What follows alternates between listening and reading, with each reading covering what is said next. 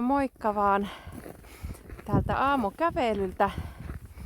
Mä viime yönä sain sellaisen sanan, josta mä vaan sain niin voimakkaan ohjauksen, että se on aihe, josta mun pitää tulla puhumaan nyt myöskin teille. Ja tää sana, mikä mulle tuotiin viime yönä, niin oli tunnetyöskentely. Ja tää on jotenkin niin huvittavaakin, että mun viime video edustaa jotenkin tosi paljon sitä valoa. Siellä tuli niin paljon sitä valon viestiä ja puhetta siitä valosta. Ehkä sitä edeltävälläkin videolla sitä aihetta nostettiin.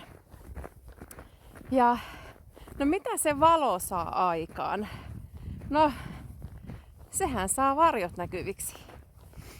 Joten tässä on nyt ollut sitten tällaista myöskin niinku varjoihin sukeltamista ja myöskin oman tunnetyöskentelyn kautta niin myöskin sitä varjojen teemaa. Ja sitä, että miten tärkeä se myöskin se varjo on. Sen tunnistaminen, sen niin kuin näkyväksi tuleminen. Että se on ihan yhtä lailla tärkeä se varjo kuin myöskin se valo. Ja tosiaan tässä on ollut itsellä monenlaisia juttuja, projekteja vähän tässä niin kuin tällä hetkellä niin kuin menossa.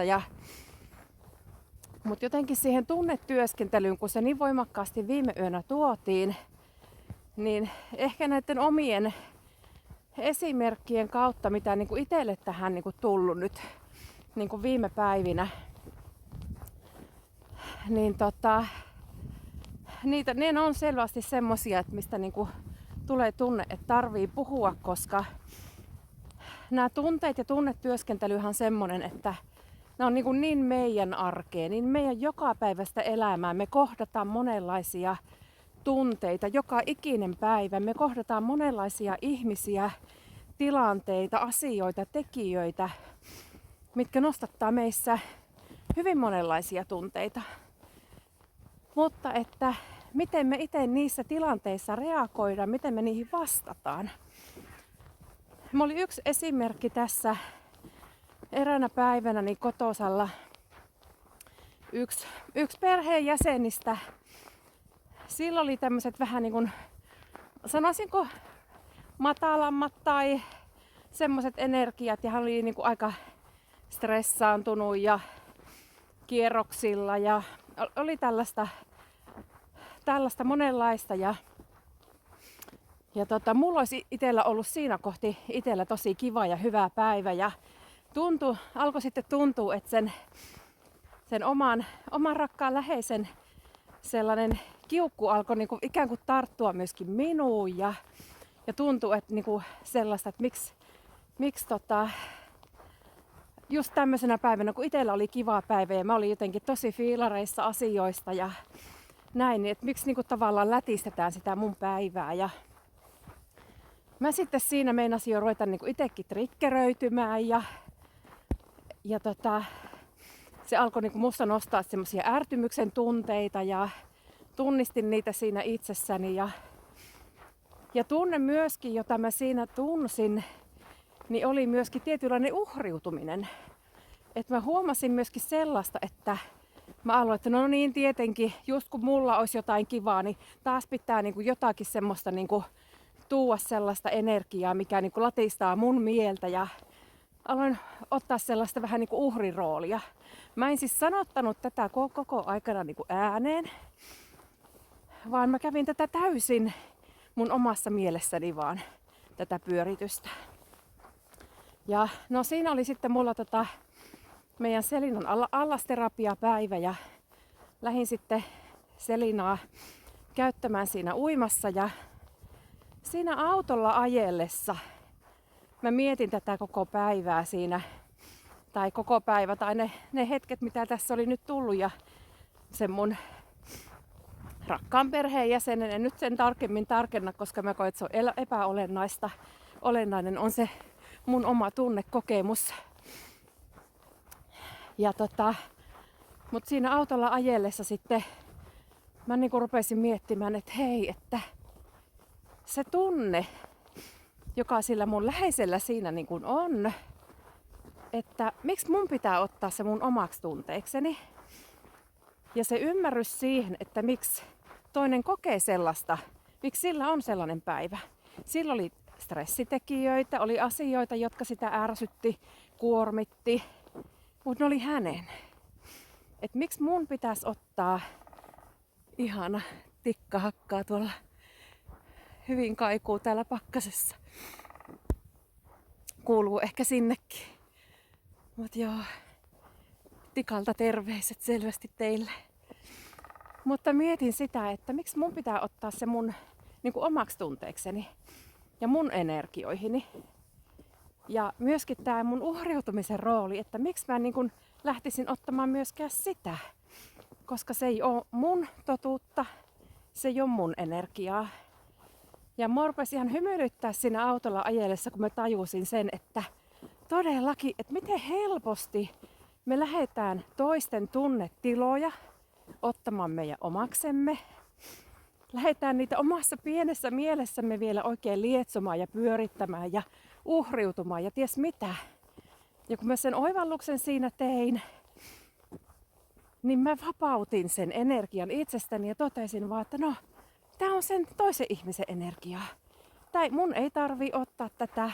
Hänellä on omat prosessinsa, omat työstämisensä. Ja se, että mä ehkä omalla valollani, kun mulla oli hyvä päivä, niin tavallaan valaisin myöskin niihin hänen varjoihinsa, mikä hänellä teki sitä triggeriä sit siinä ja sellaista turhautumista ja ärtymystä asioihin. Niin se oli jotenkin itselle semmoinen ihana hetki, kun ymmärsi, että hei, ei mun tarvii lähteä niin kuin tämmöiseen mukaan.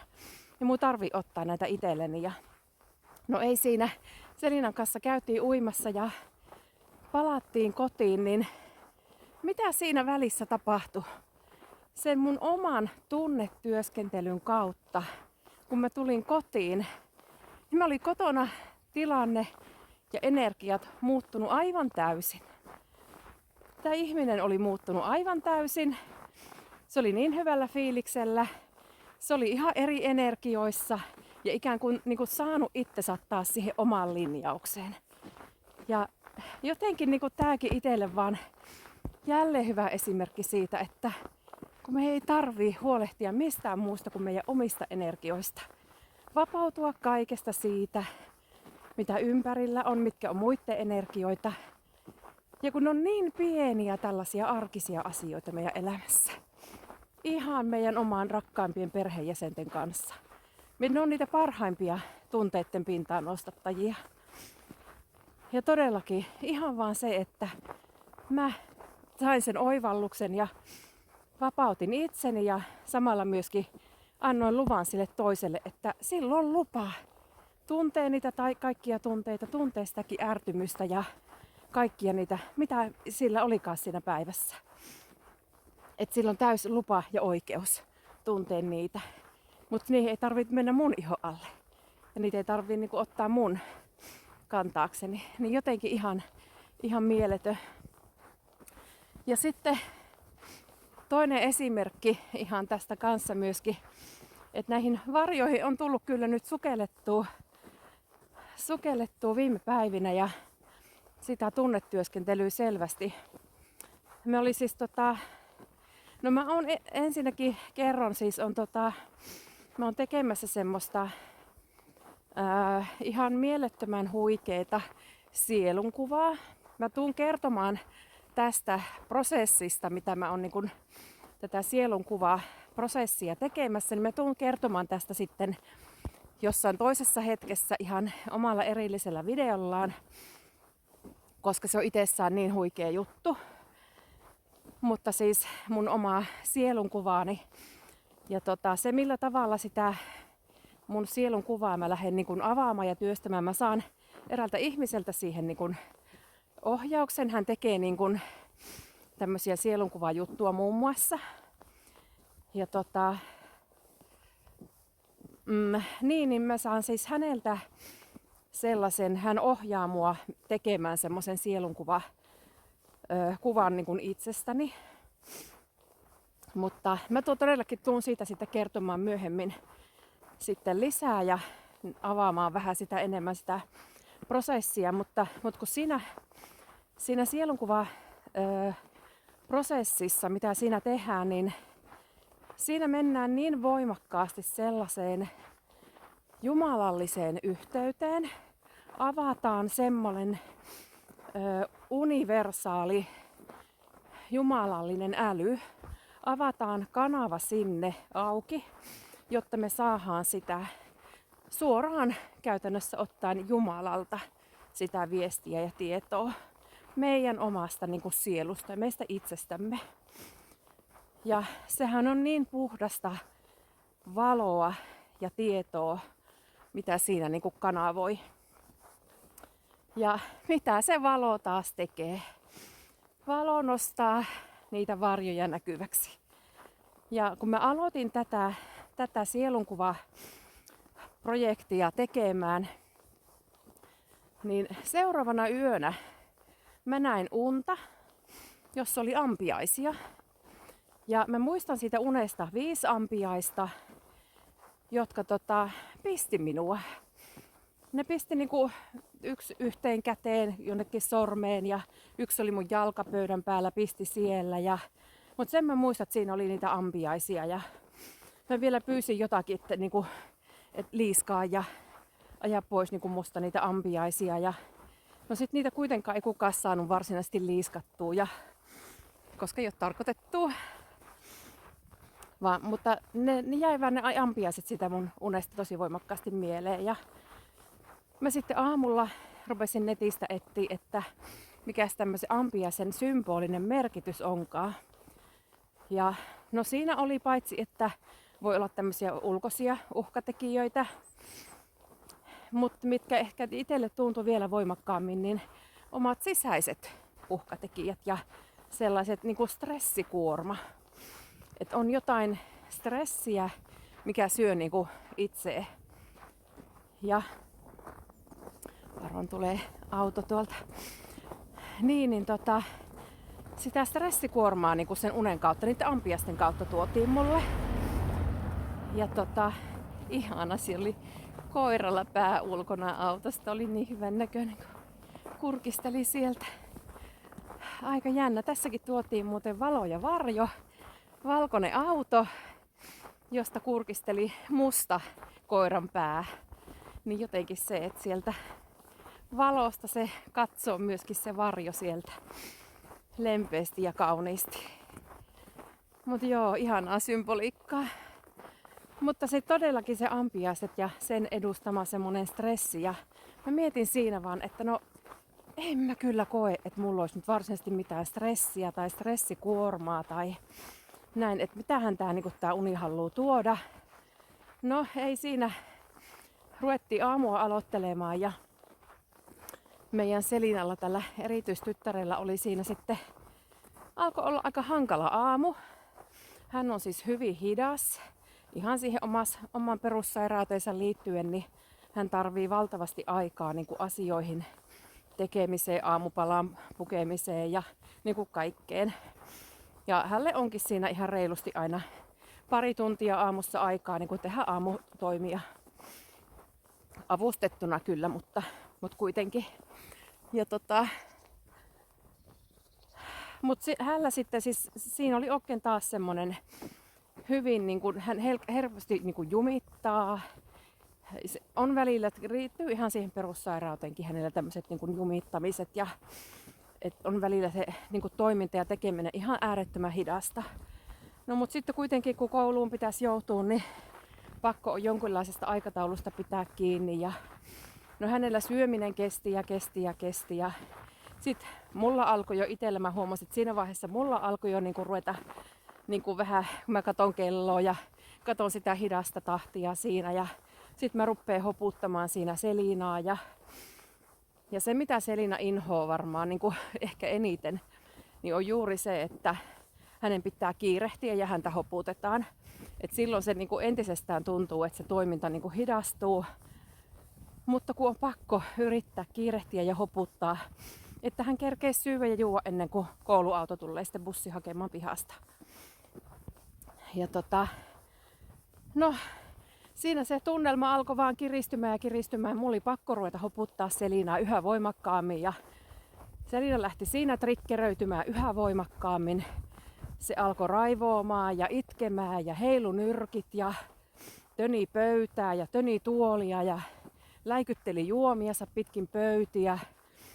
Alkoi nyrkei hujomaan minua ja mulla menee siinä, alkaa ruveta niinku keittämään yli jo itsellä ja mä rupeen korottamaan ääntäni. Ja siis kun meidän Selinalla on siis tosi tarkka juomisen kanssa, että hänen pitää juua tietyn verran vuorokaudessa, että hänen niinku aineenvaihdunta pysyy käynnissä.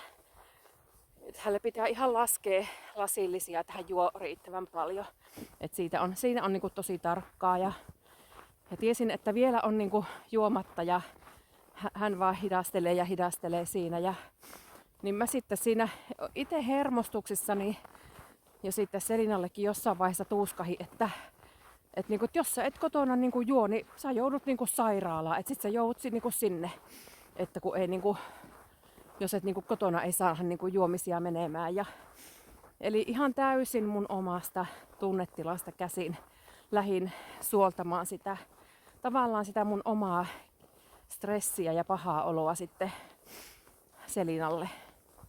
Ja se mitä ne mun sanat teki Selinalle, niin mä muistan sen Selinan katseen edelleenkin siitä, kun mä rupesin sanoin sitä, että hän joutuisi kotoa jonnekin ja sairaalaan, niin se katse sen silmissä oli samaan aikaan hirveätä hätää ja kauhua ja samaan aikaan niin kuin sitä hirveätä niin kuin kiukkua ja ärtymystä ja siitä, että kun pitäisi joutua. Ja no, ei siinä, se aamu oli varsin kaoottinen, mutta loppui hyvin, kaikki hyvin. Saatiin Selinalle aamupalat ja hän sai juomisensa juotua ja näin kaikki aamuhommat siinä tehtyä. Kerettiin bussiinkin ja mulla on aina se, että vaikka meillä olisi hankalakin aamu, niin mä aina mä pyrin siihen, että Selina pääsisi hyvällä mielellä lähtemään kouluun. Ja sinäkin aamuna sitten siinä vielä viime hetket, kun bussia odoteltiin siinä ulkona, niin halattiin pitkään Selinan kanssa ja sanoin, miten rakastan. Ja Selina halasi minua tosi lujasti, niin kuin aina halaa. Ja hänkin sanoi, että miten rakastaa. Ja että meillä oli niin kuin tosi hyvä hetki ja hyvällä mielellä hän lähti kouluun. Ja ihan iloisella mielellä siinä. Mutta sitten se hetki, kun mä sain Selinan siihen autoon ja lähdin itse sisälle ja vedin perässäni ulko-oven kiinni. Siinä vaiheessa kaikki muut oli jo lähtenyt, mä olin yksin enää kotona.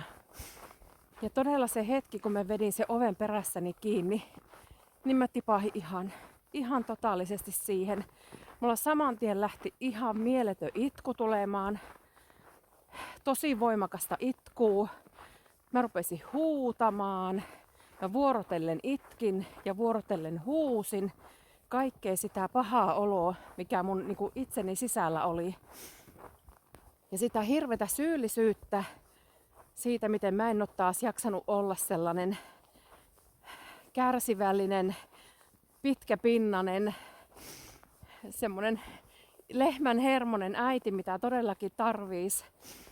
Äiti ja omaishoitaja, jota sitä lempeitä rakkaudellista hoivaa Selina tarvitsisi. Mulla oli oikeasti itsellä niin kuin mennyt siinä myöskin hermot ja mä en jaksanut olla niin kuin semmosessa itse siinä hyvässä mielentilassa. Ja se syyllisyys siitä ja samaan kun mä itken ja huudan siinä vuoron perään, niin mä myöskin niin kuin huudan myöskin sitä niin kuin ääneen siinä, että niin kuin pyydän Selinalta niin kuin anteeksi siinä. Hänen sielultaan siinä energeettisesti pyydän anteeksi sitä, että kun mä oon uhkaillut tai edes sanonut sillä tavalla, että niin kuin hän joutuisi jonnekin, jos ei nyt rupea juomaan tai muuta siinä ruokapöydässä. Ja siinä kun mä sitä purin kaikkea, niin tajusin, muistin sen mun unen, että todella, että tätäkö nämä ampiaiset mulle ennakoi. Ja se, että miksi mä reagoin siinä tilanteessa tällä tavalla, niin sehän tulee täysin mun omasta niin kuin sisäisestä olotilasta. Että mussa on todellakin jotain sellaista stressikuormaa ja niitä omia, just niitä varjoja, mistä mä en ole edes ollut niin kuin tietoinen. Että ne ei ole ollut mun päivätietoisuudessa. Kyllähän mä tiedostan, että mulla on paljon stressitekijöitä ja nimenomaan liittyen ennen kaikkea tuohon meidän Selinaan. Mutta se, että mä oon jotenkin ajatellut, että ei nää nyt niin mua kuormita ja kaikki hallinto-oikeuden kanteet ja kaikki mitä tässä on vireillä. Et mä oon niinku tosi hyvin näiden asioiden kanssa sinut. Mutta tämmöiset hetket elämässä kertoo siitä, että kyllä meissä vaan on sitä sellaista stressikuormaa siellä alitajunnassa, joka lähtee sit purkautumaan tämmöisissä hetkissä. Ja samaan aikaan kun mä siinä itkin ja niistin nenää ja itkin vielä lisää ja niistin lisää, niin mä vaan kiitin siitä, että tää kaikki lähti niin kuin nousemaan pintaan. Ja ymmärsin myöskin sen, että mä olin just edellisenä päivänä aloittanut sen mun sielunkuva-projektin, jossa niin voimakkaasti olin yhteydessä siihen Kristustietoisuuteen, siihen valoon ja rakkauteen. Ja totta kai se on niin täydellinen ajankohta nostaa sitten myös niitä varjoja näkyviksi. Mutta jotenkin niin kun näen ehkä esimerkkeinä siitä, että siihen tunnetyöskentelyyn, mitä tuotiin nyt niin kun sen viime yön sen sanan kautta, että kun nämä on niin meidän joka päiväisiä pieniä arkisia asioita, missä meidän pitäisi niin kuin meidän omien niin kuin tunteiden ja se, että miten me reagoidaan niin kuin aina tilanteissa ja asioissa. Ja mä en koe, että ne on millään tavalla väärin. Sekään, että sekin, miten mä toimin siinä Selinan kanssa, että sekään ei ole millään tavalla väärin. Mä olisin voinut toimia 1000 kertaa paremmalla tavalla. Mä olisin voinut olla paljon lempeämpi ja valita sanani paremmin. Mutta kun me ollaan kuitenkin niitä ihmisiä. Ja meillä on tää polku kuljettavana. Me koetaan niitä haasteita. Ja se, että me koetaan niitä erilaisia tunteita, niin myöskin sen niin kun anteeksi antaminen niin kun itselle, että me välillä kompuroidaan. Me välillä sanotaan typeriä asioita, mitä me ehkä kadutaan jälkeenpäin. Mutta kun se on sitä kasvamista, se on sitä eteenpäin menemistä. Että jos me jatkuvasti oltais vaan siinä ihanassa rakkauden tilassa lilluttas, eikä me tehtäisi ikinä mitään niin sanottua väärää. Meillä olisi aina niin kuin hermoa joka tilanteessa ja katsoo asioita vaan sitä korkeimmasta näkökulmasta, niin oltaisiko me edes täällä? Mä uskon, että en, koska me ollaan täällä sieluina kasvamassa, kehittymässä, oppimassa. Ja siihen kuuluu myös ne kompuroinnit. Siihen kuuluu myös ne väärät sanavalinnat ja huonot toimintamallit. Jotta me herätään ja havahdutaan niihin itse. Jotta meillä on mahdollisuus niistä oppia, kehittyä, ymmärtää. Ja mä tiedän sen jo tässäkin hetkessä, että näitä tilanteita Selinan kanssa tulee olemaan jatkossakin. Ihan varmasti. Ja melkein voisin luvata, että en mä tule olemaan jatkossakaan jaksa joka ikinen kerta olla lehmän hermonen ja valita aina vaan ne sanani kauniisti. Niin paljon kuin mä siihen haluaisinkin pystyä. Mutta mä tiedän, että välillä on väsynyt, välillä on kuormittuneempi, välillä ei vaan jaksa. Niin myös se inhimillisyys niin kuin itteen kohtaan ja se ymmärrys, että ei meidän tarvii olla täydellisiä. No, tässä tulee itse asiassa Valonkanavan Jyrki Pykärin video kanssa mieleen, minkä katoin sitten se oli muutama päivä tämän tilanteen jälkeen, kun Jyrkiltä oli tullut, missä Jyrki just sanoi nämä myöskin samat sanat, mikä kolahti mulle tosi voimakkaasti, että ei meidän tarvii olla täydellisiä. Me ei ole tultu olemaan täydellisiä. Ja jos mä puhuisin teille vaan pelkästä valosta ja rakkaudesta ja siitä, miten kaikki on vaan tasasta ja harmonista ja kaunista, niin mitä te saisitte siitä? Kun mä koen, että mun tehtävä on jakaa sitä aitoa elämää, aitoa arkea, sitä aitoa ihmisyyttä. Sitä me on tänne tultu joka ikinen jakamaan, kokemaan ja tekemään. Ja tämä ei tarkoita sitä, että meidän pitäisi täysin hyväksyä, että me toimitaan huonosti tai toisia kohtaan niin kuin sille, että meillä ei ole ymmärrystä. Että meidän pyrkimys on aina, totta kai, siihen, että toimittaisiin parhaalla mahdollisella tavalla. Ilman muuta. Se on se suunta, mihin meidän pitää niin kuin kulkea. Mutta myöskin se ymmärrys sitä kohti ja niin kuin ymmärrys niin kuin itseä kohtaan. Että ei me vaan siihen niin kuin aina täällä ihmisinä pystytä. Eikä se ole tarkoitettukaan, koska meidän kuuluu kokea niitä tiettyjä asioita, niitä tiettyjä tunteita. Ja sitten myöskin nousee itse asiassa tähän tuohon tunnetyöskentelyyn liittyen, että juuri tämäkin, että kun joku, no tulee mieleen se ensimmäinen keissi, mistä mä kerroin sen mun oman perheenjäsenen, miten kanssa oltiin niin kuin eri energioissa. Ja niin kuin siinäkin, että se mun ensimmäinen tunnekokemus oli just sitä, että ärsyynnynkö siitä toisesta, uhriudunko itse sitä toisesta. Et se monesti on vaan semmoinen suuntaviitta meille, että hei, nyt pysähy, tässä on jotain. Ja sitten kun sen äärelle pysähtyy, niin sieltä lähteekin löytämään sen perus tavallaan, että se ei olekaan se todellinen tunne, mikä siinä on taustalla, vaan se monesti vie johonkin vielä syvempään tunteeseen itsellä. Se voi liittyä perusturvallisuuteen, se voi liittyä johonkin pelkoon, mitä kantaa mukanaan, johonkin uhkaan, johonkin sellaiseen, mikä on monesti loppujen lopuksi vielä muuta kuin mitä se ensin niin kuin näyttäytyy olevan. Et nimenomaan se tunnetyöskentely ja niiden omien tunteiden äärelle pysähtyminen. Et miten tärkeä se on hiljentyä kuuntelemaan itteensä niissä hetkissä, kun huomaa, että nyt joku tunne lähtee tulemaan. Ja sekin, mitä tapahtui sen jälkeen, sen Selinan aamun jälkeen, kun multa lähti se itku ja huuto ja kaikki tulemaan, niin miten tärkeä siinäkin on vapauttaa se energia.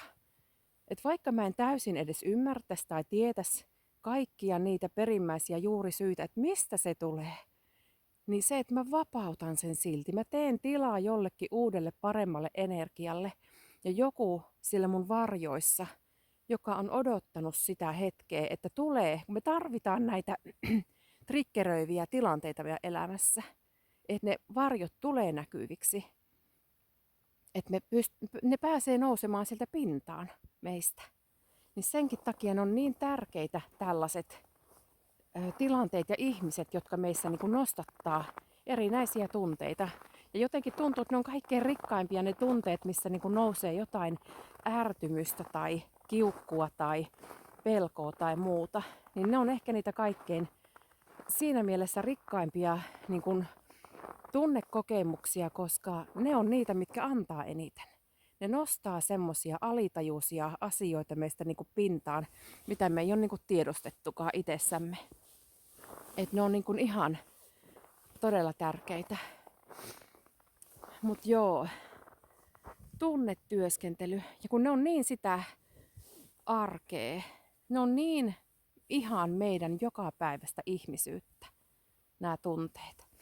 Ja no sen verran tulee nyt tässä hetkessä se mun oma sielun kuva, mitä lähdin tekemään sitä prosessia, niin siinä nousi myöskin tosi voimakkaasti niin kuin tunteet ja tämä ihmisyys, että miten tärkeää meidän on kokea, kun me ollaan inkarnoiduttu tänne maapallolle, niin miten tärkeää meidän on kokea tätä ihmisyyttä. Ja myös näitä ihan kaikkia tunnekokemuksia sallia ne itsellemme. Että me ei tarvitse kokea huonoa omaa tuntoa niin kuin mistään tunteesta, vaan kaikelle on joku syynsä ja merkityksensä. Ja niiden on tarkoitus niin kuin tapahtua ja tulla niin kuin näkyväksi. Mutta aina on toki merkityksellistä se, että millä tavalla me kanavoidaan. Mäkin olisin voinut sen mun kaiken sisälläni olevan kiukun ja itkun ja huudon, mikä sieltä halusi nousta, niin mähän olisin voinut purkaa sen täysin vaikka meidän Selinaan. Että mä en olisi pystynyt niinku hillitsemään itteeni ja valitsemaan sitten siitä eteenpäin sanoja paremmin ja tekemään sitten siitä loppuaamusta Selinalle hyvää. Vaan mä olisin voinut vaikka jatkaa sitä, mutta olisiko se ollut Selinalle taas hyvä? Ei todellakaan. Eikä niinku mulle itsellekään, vaan mä tiedän, että se olisi vaan niinku lisännyt mun omaa niinku tuskaa siitä, kun mä olisin ymmärtänyt, että mitä enemmän mä vaan oon niinku saanut pahaa mieltä toiselle aikaiseksi. Vaan miten se, että me saadaan siinä arjessa myös se tilaa itselleen siihen niiden meidän kaikkien niinku tunnekokemusten purkamiseen. Ja mulle se oli se hetki, kun mä jäin yksin sisälle ja mä sain purettua kaiken sen, mikä halusi minusta nousta. Mut joo, tämmösiä tunteista. Ja se oli niin mielenkiintoinen siinä viime yöunessa, että kun mulla ei tuotu mitään muuta kuin sana, tunne, työskentely ja niin voimakkaasti se ohjaus tehdä tätä videoa. Ja mä tiesin, että tähän lähtee tulemaan just sitä, mitä on tarkoitettu tulla tähän hetkeen. Niin kuin mä koen, että niin kuin ylipäätään niin kuin kaikki, mitä myös sanotaan ja puhutaan ja tullaan niin kuin tekemään, puhumaan ihmisille, niin mä koen, että niissä on aina niissä sanoissa jotain just siihen hetkeen, mikä tarvii tulla. Mut joo, täällä on ihanan näköinen pakkasaamu. Tänään on sitä varjoa enemmän, ei ole auringonpaistetta, taivas on ihan pilvessä. Mutta jotenkin sopii nyt tähän teemaan kyllä hyvin sitten. Mutta kaunista, tää on jotenkin ihan tosi kaunista täälläkin, vaikka on niinku täys harmaa taivas. Mutta nämä kuurteisen kuuraset puut, nämä on vaan ihan superkauniita. Joo, tää on jännä tää mun puhelin. Hyvin mystinen. Mulla on pakko aina tehdä nykyään, ainakin jos tulee yhtään pidempi video, niin 2 osassa nää, koska mä en ymmärrä tätä mun puhelimen sieluelämää yhtään. Mä en pysty kuin reilun puolen tunnin videon kuvaamaan kerralla. Sitten siitä ilmoittaa, että loppuu tallennustila ja se aloittaa automaattisesti kuvaamaan aina uutta videoa. Ja sehän tässä on huvittavaa, että mä pystyn sitten kyllä yhdistämään mun puhelimessa niin kuin 2 videoa, eli sitä tulee tosi pitkä video sitten yhteensä. Ja sitten siellä on myös ne 2 lyhyttä pätkää, eli siellä on tuplasti sitä videomateriaalia ja muistia mun puhelimessa. Mutta mä en tiedä, mä en käsitä mikä siinä on, mä en pysty niinku kerralla kuvaamaan sitä sen pitempää videoa, mutta mennään sitten tämmösillä mitä on. Mutta mä tulen palaamaan siihen mun sielunkuva-projektiin jossain toisella videolla. Se on nimittäin ollut itselle ihan mielettömän huikea, mitä on jo lähtenyt tulemaan ja katsotaan mitä vielä lähtee siinä, vielä on tosiaan kesken se. Mutta mä tuun kertomaan siitä sitten ihan omalla erillisellä videollaan varmasti. Mut ihania prosesseja ja projekteja tässä on muutenkin nyt käsillä. No se on Minna puhunut omalla videollaan tästä Minna ja minun kirjaprojektista, mikä meillä on myöskin tässä työn alla. Ja katsotaan, meillä on siis tulossa todellakin niin myöskin noi messut jälleen, Valon pyramidimessut kesäkuussa, 6. ja 7. päivä kesäkuuta, lauantai, sunnuntai on tulossa jälleen vanhalla koululla Tahkovuorella Nilsiässä messut. Ihan huikee, 3. messut nyt jo mitä järkätään ja ihan huikee innolla odotetaan. Ja sitä kirjaprojektista oli jo sanomassa, että vähän semmoinen visio on, että jokohan me saataisiin sitä meidän kirjaa sitten meidän messuille. Ja meillä, kun ylipäätäänkin messujen teema on lahjoitusperusteisuus, se on sen koko messujen kantava teema. Eli millään tuotteilla, palvelulla, ei edes kahvion tuotteilla, niin ei ole hintalappua, vaan kaikki on täysin lahjoitusperusteisesti. Eli se asiakas siinä saa määrittää täysin oman intuitionsa, oman sydämensä ohjauksen mukaan. Tuleeko hänelle tunne lahjoittaa siitä jotakin siihen hetkeen, sille henkilölle, sille ihmiselle, josta palvelua tai tuotetta saa, vai onko se joku muu kohde tai muulla tavalla. Ainahan sen ei tarvitse olla niin kuin esimerkiksi rahan siirtymistäkään. Kuten esimerkiksi nyt tulee tämä mun sielunkuva-projekti, mistä tuun tosiaan kertomaan niin kuin enemmän, niin tämäkin on esimerkiksi hyvä esimerkki siitä, kun mä olin siis silloin viime syksynä, marraskuun viimeinen viikonloppukohan se oli, sillä Jyväskylässä Festiva Magicassa ja niiden mun kanavoimieni taulujen kanssa, niin siellä sitten erään ihmisen kanssa, hänelle tuli tosi voimakas kutsu minun tauluun ja sitten hänen kanssaan päädyttiin sellaisiin vaihtareihin, että hän sai sen minun taulun ja hän sitten taas puolestaan niin ohjaa mulle tämän sielunkuva prosessin sitten, jota nyt niin kuin työstellään tässä. Että niin aina ei tarvii ollakaan se rahaa, vaan se voi ollakin jotain muuta. Toki me tarvitaan tässä ihmisinä rahaa ja näin, mutta tässä ihmisyydessä, mutta nimenomaan tärkein on aina kuunnella sitä omaa sisäistä ohjausta, että mihin meitä ohjataan. Kenelle antamaan ja missä tilanteessa ja minkälaista. Mutta todellakin messut tulossa. Ja se oli taas huikea, kun saatiin mainos tehtyä ja laitettua se sitten someen. Meni toisella yrittämällä heti. Se oli huvittavaa. Ensimmäinen mainos, mikä kerettiin jo laittaa jakoon, niin muutama tarkkasilmäinen siellä kerkisi jo eri someväylissä huomata, että hei, et nyt muuten lipsahti väärä vuosi. Meillä meni vielä vuosi 2025 sinne, mutta ei kun uusiksi, vaan sitten pois ilmoitukset ja korjattiin päivämäärä oikein ja sitten meni. Mutta se oli taas noin vuorokausi, niin meillä oli näytteleasettajat täynnä. Ja sekin ihanaa, että nyt meillä on vielä enemmän tällaiset kesämessut, koska kesäkuussa on jo, niin nyt meillä on myöskin näytteleasettajia tulossa myöskin ulos.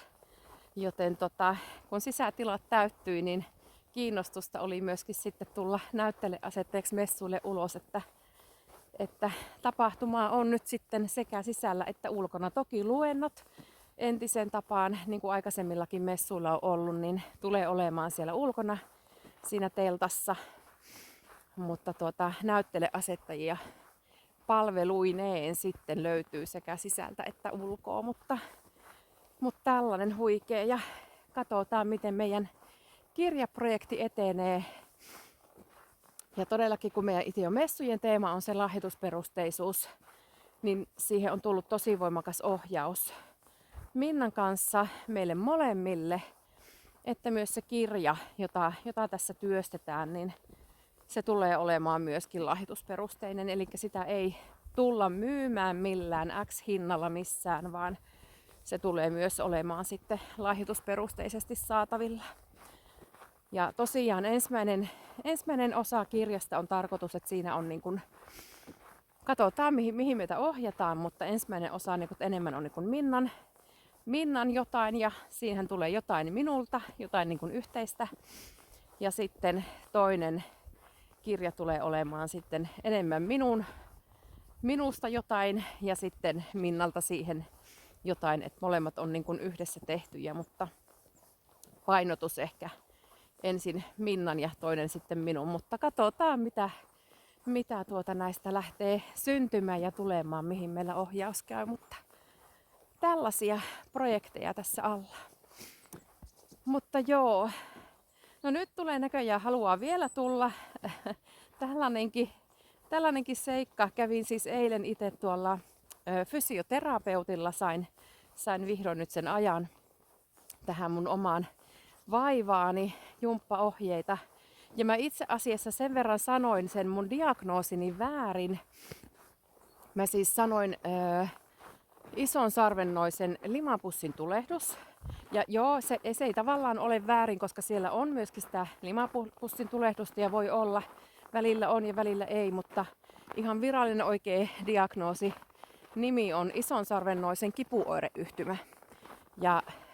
Ja sekin, että silloin se lääkäri mulle sanoi, että tämä on semmoinen 70 vaiva, niin nyt kun kävin eilen tuolla fyssarilla, niin hän kyllä rupesi nauramaan siitä ja sanoi, että ei kyllä hänen silmissään ole 70 vaiva, tämä on enemmänkin 40 plus ikäisten vaiva, että kyllä niin kuin 40 niin kuin ylöspäin sitä niin kuin on ja aika paljonkin kuulemma, vaikka en ollut itse koskaan ennen tämmöistä niin kuin kuullutkaan, mutta on kuulemma huomattavasti nuoremmillakin ja tyypillisesti kuulemma enemmän naisilla vielä kuin miehillä.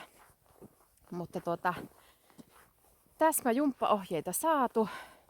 Nyt tuli tunne, että haluan käydä vähän kävelyllä, kun ei ole kunnolla päässyt tässä lenkilläkään käymään, niin samalla kun tässä lenkkipolkua tai kävelyä täällä teen tätä videoa, puhun teille, mutta sen jälkeen sitten vielä kotona ehkä noita jumppaliikkeitä sitten otan vielä, mitä ohjas sitten tekemään täsmäjumppaa sitten just niille pakaran ja reisien alueille. Niin saadaan sitten emäntä kuntoon niin sanotusti. Mut joo, tällaisia tänne. Nyt mä luulen, että on tullut se, mikä halusi tulla tähän hetkeen ja pistän puhelimen taskuun ja kiihdytän vähän vauhtia ja lähden vähän reippaammin kävelemään. Nyt ei tässä video tehessä viiti hirveä reipasta kävelyvauhtia pitää yllä, niin ei mene ihan huohotukseksi tää oma puhuminen tässä, mutta nyt mä ehkä loppumatkan sitten lähden vähän reippaampaa kävelyä tästä kävelemään. Ei muuta kuin ihanaa päivää teille kaikille rakkaat, milloin ikinä kuunteletkaan tätä videoa ja viestiä. Ja sitä tunneelämystä, tunnekokemusta, salli itsellesi kaikki tunteet. Kato niitä lempeydellä ja rakkaudella kaikkia niitä tunteita, mitä sussa herää, koska niillä kaikilla on niin suuri, syvällinen merkitys. Ja tulee vielä sanoa, että älä tuomitse ittees. Niin kuin meidän ei kuulu tuomita ketään muitakaan, kenenkään tunnetiloista tai kenenkään energioista tai kenenkään valinnoista. Mutta ei myöskään tuomita itteemme siitä, että me ei aina pystytä olemaan niin hyviä ja täydellisiä ja toimimaan niin hienosti ja kauniisti kuin me haluttaisiin toimia. Ja kun me tiedetään, että miten meidän kuuluu toimia, mutta sitä lempeyttä ja rakkautta itsellekin. Mutta näin, ei muuta kuin ihanaa talvipäivää ja liikutaan luonnossa, valoissa ja varjoissa. Kaikissa niissä ne on yhtä lailla tärkeitä, niin valot kuin varjot. Mutta nähdään taas seuraavalla videolla. Moi moi!